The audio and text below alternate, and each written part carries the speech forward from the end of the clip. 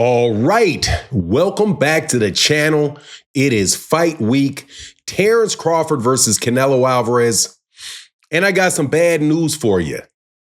Terence Crawford is being set up to lose. And it might be ugly. Let me tell you why.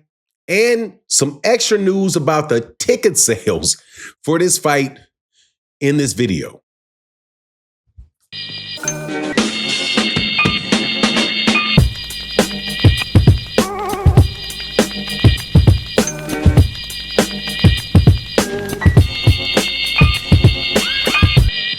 All right, welcome back to the channel. It's your boy Fanon.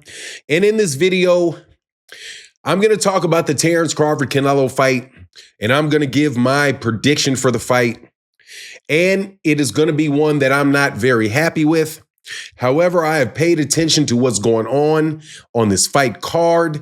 I've been paying attention to what's going on in the boxing world in general. I've been paying attention to boxing for a long time. And this has all of the makings of a man being set up to lose. But before I get into that, let me welcome you back to the channel. If you are new to the channel, please accept my invitation to hit the subscribe button, hit the bell icon so you can be notified when we release more videos. And if you're a longtime subscriber and supporter of the channel, thank you guys so much for your support. It really makes a big difference. So I was getting calls. A good friend of mine out of Kansas called me, asked me what I thought about the fight. I was at a coffee shop picking up my wife from dinner. Picking up my wife from an airplane, from the airport, and going home. And when I was in the coffee shop, had a good conversation with a man, asked me what I thought about the fight. So, you know, two black people interested in the fight. And I had to give them the honest truth about what I thought. I didn't give it in full, but I'm going to give it in full here. And that it is that Canelo Alvarez is most likely going to win that fight. And that there is and has been a lot of promotion for this fight. But I think it is only to one end. And that is for Terence Crawford to get knocked out, or for Terence Crawford to lose this fight to Canelo Alvarez. And the reason that I say that is that there is several scenarios that make this look apparent. Number one, he is not the big name in the fight. He's not the big name in the fight. Canelo Alvarez is the big name in the fight. And he is overwhelmingly the big name in that fight. And they have a future for these next events for Canelo Alvarez to be there. And if Canelo Alvarez loses to Terence Crawford, that is a huge dent in the plans of Turki Al-Sheikh, of TKO, and their desire to have Canelo Alvarez at the top of the card while they put a bunch of nonsense garbage fighters that they hope to grow on the card at the same time.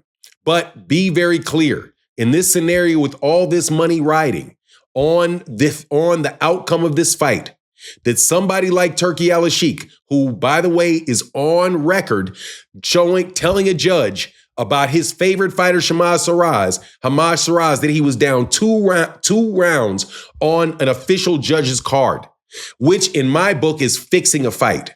So Terence Crawford, and this is to Terence Crawford's credit, has, and I'm going to use the word that somebody named Fred Gavrin used, and say that he finagled himself into this situation. And that is what Bud did. Bud is a terrific fighter, but Bud does not have a fan base. Bud has hardcore black fight fans that know he's a terrific fighter, but he does not and never has cultivated a significant fan base for himself. And because of that, he is highly, highly expendable. But he's done a really good job in his career with Bob Arum of getting the fights that were good fights for him, because Bob Arum is terrific at building a fighter. And the majority of Terence Crawford's career was built in that fashion. There's only been 3 fights so far. David Avanesian,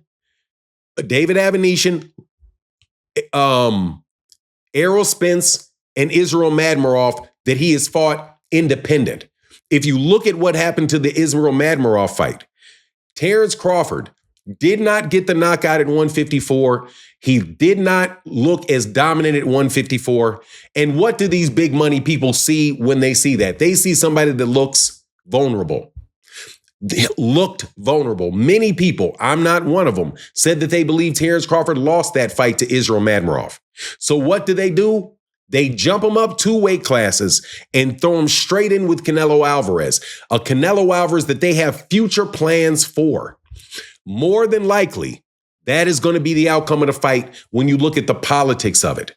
And when you look at the fight itself, you know that Terence Crawford is an extremely, extremely talented fighter.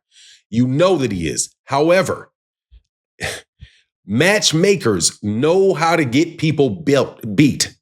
Canelo Alvarez has excellent matchmakers. He stays away from people that he feels that he cannot beat. Stays away from David Benavidez big time. Stayed away from the rematch with Dimitri Bivol big time. After that first fight, knows he can't beat that man. Didn't go back in there to try to get the get back, did he? Of course he didn't. By the way, I would also like to say he lost that fight, but nobody called him a duck for not exercising his rematch clause against Dimitri Bivol. However, still, that's 175 he's at. Sergey Kovalev, 175. Canelo Alvarez is somebody that can fight effectively at 175, but is at 168. He has a tremendous strength advantage at 168. So, look, all in all, I want Terence Crawford to win. I really do. But to overlook this big setup that's going on, right? Using his name to propel TKO, to propel Ring Magazine and this stuff that Turki Al-Sheikh wants to do. Terence Crawford's not the star of this show. Turki Al-Sheikh is the star of this show. And Turki Al-Sheikh ain't got no heart for Black American fighters. Not a chance.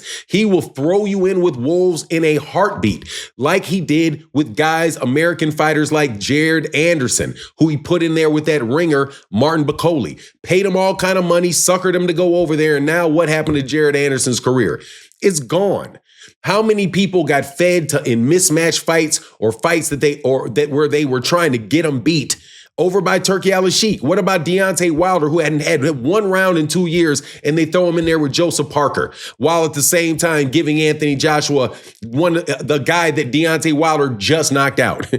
Do not sleep on these people. They are absolutely very, very conniving, very, very sneaky people. And Terence Crawford is not going to be in their plans. He's in their plans for this big event. If you want to call it that, even though there's 11 to 12,000 tickets unsold in this stadium, 11 or 12,000 unsold tickets. We don't know how many tickets were given away, how many were bought by Turki Al-Sheikh or bought by them just to make sure that they get people in that stadium. Dumb stadium setup. But anyway, the whole thing is not about Terence. It's about Turki Al-Sheikh. It's about them. It's not even about Canelo, but if you think they're going to put Canelo in this position to lose, no, they got a multi-fight deal with the guy. So look, Terence Crawford is a tremendous, tremendous fighter, and I want him to win. But at the same time, it would be silly to overlook all of this stuff going on around him. And the best you can do is just hope he overcomes, and that, hey, man, he didn't really get put in a bad position with Canelo Alvarez, right? There's reports of him having injuries. He says that's not true. That's ridiculous. Y'all are delusional. Bro, stop that. You say 1 minute, you say one thing, another minute you say another thing. The fact of the matter is you did have shoulder surgery. That's on record that you had shoulder surgery. There's no problem. When you're 37, 38 years old, come on, man, you're going to have nagging injuries, especially when you're doing all that heavy weightlifting. Of course, your joints and your shoulders and stuff are going to start wearing out when you're putting all that on.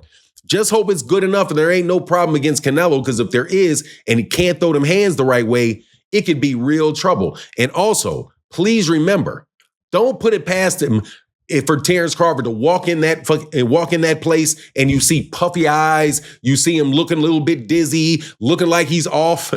Don't be surprised if that happens, because where does that happen before? Errol. It happened to Errol. It happened to Deontay. It happened to Deontay Wilder, and it happened to Anthony Joshua. 3 big fights where that type of stuff apparently is taking place. If I was Terence, I'd be worried about that too. But anyway, that's my take on the matter. Please let me know what you think in the comment section. And with that, I'm out. Deuces.